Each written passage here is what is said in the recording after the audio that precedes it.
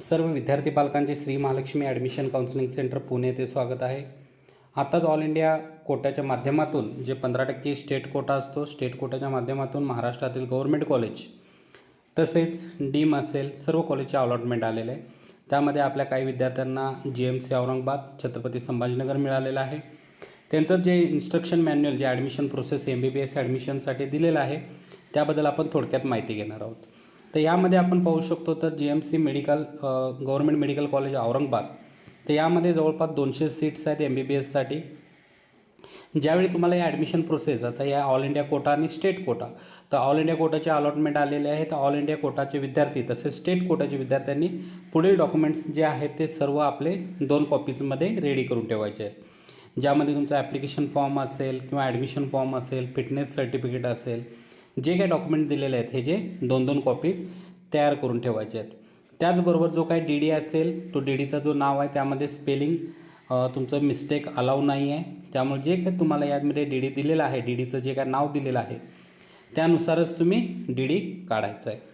त्यानंतर तुम्हाला एक सॅम्पल बटन फोल्डर घ्यायचं आहे. त्या बटन फोल्डरमध्ये तुमचे जे काही ओरिजिनल कॉपीज असतील आणि 2 झेरॉक्स कॉपीज असतील हे सर्व कॉपीज तुम्हाला त्यामध्ये एका सेटमध्ये ठेवायचं. त्यावर तुमचं नाव, category, admission quota, mobile number, त्याचबरोबर पोर्टलला तुम्हाला एक गुगल फॉर्मची लिंक दिलेली आहे.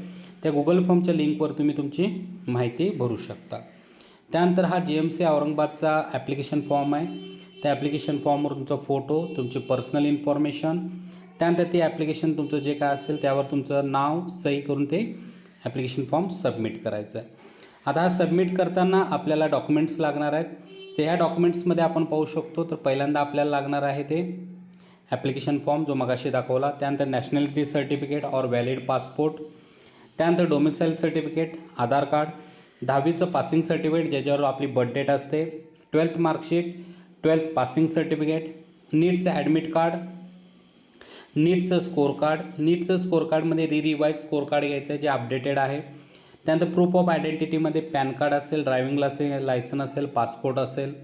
त्याचबरोबर प्रोव्हिजनल अलॉटमेंट लेटर, आता ऑल इंडियाचे जे कॅन्डिडेट आहेत किंवा जे स्टेटचे कॅन्डिडेट आहेत त्यांना जे अलॉटमेंट लेटर किंवा त्याला आपण सिलेक्शन लेटर म्हणतो हे लेटर त्यांनी डाउनलोड करायचं आहे. त्यानंतर जे कॅटेगरीमध्ये स्टुडंट्स आहेत त्यांनी कास्ट सर्टिफिकेट, कास्ट व्हॅलिडिटी, जे क्रिमिलेअरमध्ये आहेत, नॉन क्रिमिलेअरमध्ये त्यांनी नॉन क्रिमिलेअर, ज्यामध्ये SC STला नॉन क्रिमिलेअर नसतं, बाकीच्या कॅटेगरींना नॉन क्रिमिलेअर आहे. त्यानंतर EWS कॅन्डिडेट असतील तर EWSचे, त्याचबरोबर LC लागेल किंवा ट्रान्सफर सर्टिफिकेट म्हणू शकतो. त्याचबरोबर ज्या विद्यार्थ्यांनी डिफेन्स क्लेम केलेला आहे ज्यामध्ये D1, D2, D3, तर या सर्व विद्यार्थ्यांनी डिफेन्सचा जो काय तुमचं ब्रोशरमध्ये जो काय फॉर्मॅट दिलेला आहे त्या फॉर्मॅटचा परफॉर्मा तिथं द्यायचा आहे. त्यानंतर जे कॅन्डिडेट PWDमधून आहेत तर त्यांनी PWDचं सर्टिफिकेट द्यायचं आहे. त्याचबरोबर महाराष्ट्र कर्नाटक बॉर्डरचे जे विद्यार्थी आहेत तर महाराष्ट्र कर्नाटक बॉर्डरच्या विद्यार्थ्यांनी आपलं जे काही सर्टिफिकेट असेल ते द्यायचं आहे.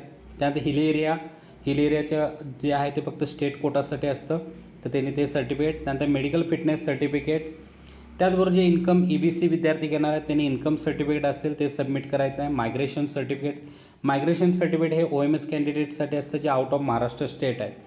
त्यानंतर काही विद्यार्थ्यांनी रिपीट केलेलं असतं त्यांनी गॅप सर्टिफिकेट तयार करायचं आहे 100 रुपयाच्या बॉन्डवर. त्यानंतर ज्या विद्यार्थ्यांना हॉस्टेल ॲकोमोडेशन पाहिजे असेल तर त्यांनी त्या पद्धतीनं डिक्लेरेशन फॉर्म द्यायचं आहे. त्यानंतर हे स्टुडंट इन्फॉर्मेशन आहे, स्टुडंट इन्फॉर्मेशनचा फॉर्म भरायचा आहे. त्यानंतर तुम्हाला ऑफिस ऑर्डर, जे काय ऑफिस ऑर्डर असेल हे वाचून त्यानुसार हा फॉर्म सबमिट करायचा आहे. त्यानंतर मेडिकल सर्टिफिकेट ज्याला आपण ॲनेक्शर H म्हणतो, मेडिकल फिटनेस सर्टिफिकेट जो ऑलरेडी तुम्ही CET सेलच्या ज्यावेळी फॉर्म भरताना दिलेला आहे तोच इथं सबमिट करायचा आहे. त्यानंतर जे SCBCचे कॅन्डिडेट आहेत ज्यांच्याकडे कास्ट व्हॅलिडिटी नाही आहे त्यांनी कास्ट व्हॅलिडिटीसाठी अंडरटेकिंग दिलेलं आहे. तर अंडरटेकिंगचा फॉर्म, जर तुमच्याकडे कास्ट व्हॅलिडिटी नसेल तर तुम्ही अंडरटेकिंगचा फॉर्म भरून द्यायचा आहे. त्याला विदिन 6 मंथ्स ऑफ ॲडमिशन्समध्ये ते आपल्याला सबमिट करायचं आहे. त्यानंतर डिक्लेरेशन आहे ज्यामध्ये अटेंडन्स असेल, फीज असेल, इन कॅम्पस ॲक्टिव्हिटीज आहेत त्याचाही फॉर्म भरून द्यायचा आहे. त्यानंतर पेरेंट्सच्या हॉस्टेल फॅसिलिटीजसाठी आहे. त्यानंतर सर्वात महत्त्वाचा विषय तो फीजचा. तर ह्यावर्षी मुलींना फी माफी आहे, तर मुलींना पूर्ण फी माफ आहे. त्यानुसार जे ऑल इंडिया कोटा किंवा स्टेट कोटामध्ये जे ओपन कॅन्डिडेट आहेत ज्यांना कुठल्याही पद्धतीचं रिझर्वेशन नाही किंवा इन्कम अबो 8 लाख आहे त्या विद्यार्थ्यांना 1,51,940 रुपये फी आहे. त्यानंतर ज्या लेडीज कॅन्डिडेट आहेत, गर्ल्स कॅन्डिडेट आहेत, तर गर्ल्स कॅन्डिडेट्ससाठी 13,740 रुपये फी आहे.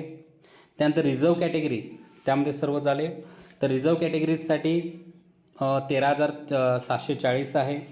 त्यानंतर EWSमधून ज्या विद्यार्थ्यांचं ॲडमिशन होईल, विशेषतः जेंट्स कॅन्डिडेट ज्यांना EBC मिळते त्यांना 82,790 रुपये फी आहे.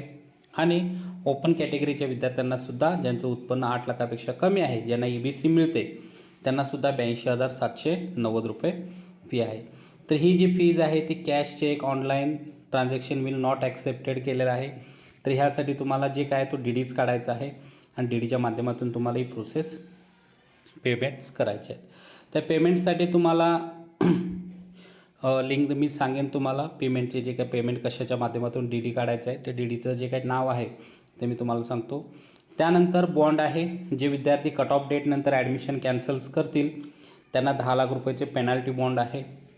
त्यानंतर इमिडिएट बॉन्ड आहे. हे वेगवेगळे बॉन्ड्स आहेत ज्याच्या माध्यमातून जे विद्यार्थी कट ऑफ डेटनंतर ॲडमिशन कॅन्सल करतील त्यांना तो दंड दिला जातो. त्यानंतर अंडरटेकिंग आहे. त्यानंतर या ठिकाणी आपण पाहू शकतो तर हॉस्टेलचे रूल्स अँड रेग्युलेशन्स दिलेले आहेत, ॲकोमोडेशन दिलेलं आहे. तर यानुसार आपण पाहू शकतो. तर यामध्ये सर्व तुम्हाला माहिती दिलेली आहे. तुम्ही GMC औरंगाबाद संभाजीनगर या कॉलेजच्या वेबसाईटला जाऊन ॲडमिशन पोर्टलमध्ये जाऊन इन्फॉर्मेशन ब्रोशर डाउनलोड करू शकता, तसेच अपडेटेड माहिती घेऊ शकता. त्यानंतर तुमचे जे काय असेल ते सर्व रूल्स रेग्युलेशन यामध्ये दिले आहेत ते सर्व काळजीपूर्वक वाचायचे आहेत. त्यानंतर जे काही स्टुडंटच्या हॉस्टेल फॅसिलिटीज आहेत ते जे दिले आहेत त्यानुसार ही एंड ऑफ SOP, तर हॉस्टेलची एंड ऑफ हॉस्टेल SOP दिलेले आहे. त्यानुसार ह्यामध्ये आपण संपूर्ण प्रोसेस बघितलेली आहे, ज्याच्यामध्ये आपल्याला विद्यार्थ्यांना किती फी लागणार आहे, त्याचबरोबर आपल्याला डॉक्युमेंट्स काय काय घेऊन जायचे आहेत, हे सर्व माहिती आपण या माध्यमातून देण्याचा प्रयत्न केलेला आहे. त्यामध्ये आपण हॉस्टेल चार्जेस बघू शकतो. तर हॉस्टेल डिपॉझिट आहे ती 1,000 रुपये आहे आणि हॉस्टेलचं रेंट जे आहे ते 4,000 रुपये पर इयर आहे. त्याचबरोबर इलेक्ट्रिसिटी चार्जेस हे 36 रुपीज आहेत पर इयर. तर ह्यानुसार तुम्हाला फी स्ट्रक्चर दिलेलं आहे, तर हे सर्व तुम्ही बघू शकता. तसेच हे इन्फॉर्मेशन ब्रोशर आहे हे तुम्ही डाउनलोड करू शकता. तर कुणाला हवा असेल तर कमेंट्समध्ये तसं सांगा मला, मी तुम्हाला ते इन्फॉर्मेशन ब्रोशर आहे ते तुम्हाला पाठवून देईन.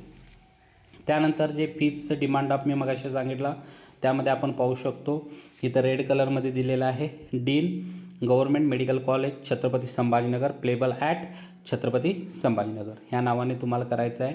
यात कुठल्याही पद्धतीची एरर कुठल्याही स्पेलिंगमध्ये अलाव नाही आहे. DDमध्ये नॉट ॲक्सेप्टेड.